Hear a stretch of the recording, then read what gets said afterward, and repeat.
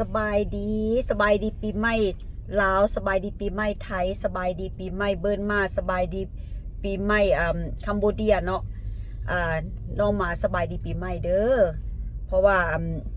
ในช่วงเวลาก็ไว้น้องว่าน้องสิมานั่งอวยพรปีใหม่แต่เช้าเนาะแต่อันนี้ก็คือสิทุกคนก็คือสิเตรียมเล่นปีใหม่แล้วเนาะแต่ว่าก็บ่มีหยังหลายมื้อนี้หั่นพ่อบ้านก็หาก็แต่งก่อนให้น้องแล้วเนาะน้องบ่มีหยังมาให้มีแต่คำอวยพรเด้อสิอวยพรก่อนเนาะพ่อบ้านหาก็แต่งแล้วเนาะปีใหม่ปีนี้น้องขออวยพรให้มีใส่หมดทุกท่านในสงกรานต์ปีใหม่นี้ให้ดีขึ้นกว่าหลังเด้ออันว่าความหวังนั้นขอตามมาทางทุกอย่างความสุขที่อยากได้เติมเต็มให้พร้อมทุกทางนี้เป็นเศรษฐีเงินค่าไหลมาเพิ่มกว่าเก่า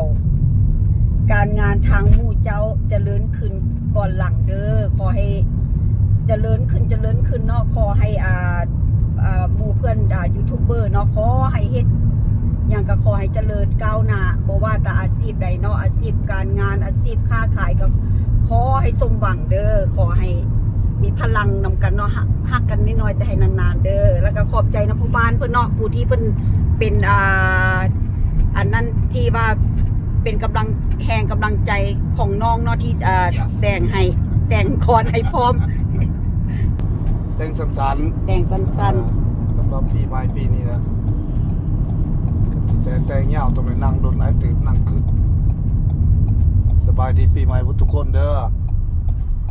ทั่วมุมโลกโอเค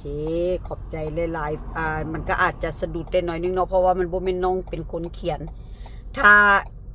าแม่ตัวเองเขียนก็อาจจะบ่สะดุดนี่ล่ะให้ฮู้ว่าอันนี้มันบ่แม่นของน้องเด้อลิขสิทธิ์ของพ่อบ้านเพิ่นเนาะลิขสิทธิ์บ่อันนี้แม่นเมืองเกรแซมเนาะอันนี้นะมื้อวานนี้น้องไปแถวทางนั้นทางที่ออกไปพอแลนด์อันนี้ก็สิออกไป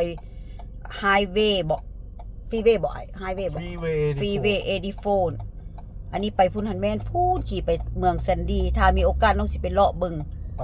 บ้านเมืองภูสโนไปภูสโนพุ่นพานไปพุ่นเบิ่งบ้านเพิ่นเมืองเพิ่นตอนนี้ก็เป็นเวลา5 โมงครึ่งเนาะเพราะว่าน้องเห็นอยู่นำรถพอบ้านเพิ่นนี่5 โมงครึ่งโอ้มือผู้เด้องูผู้เด้อ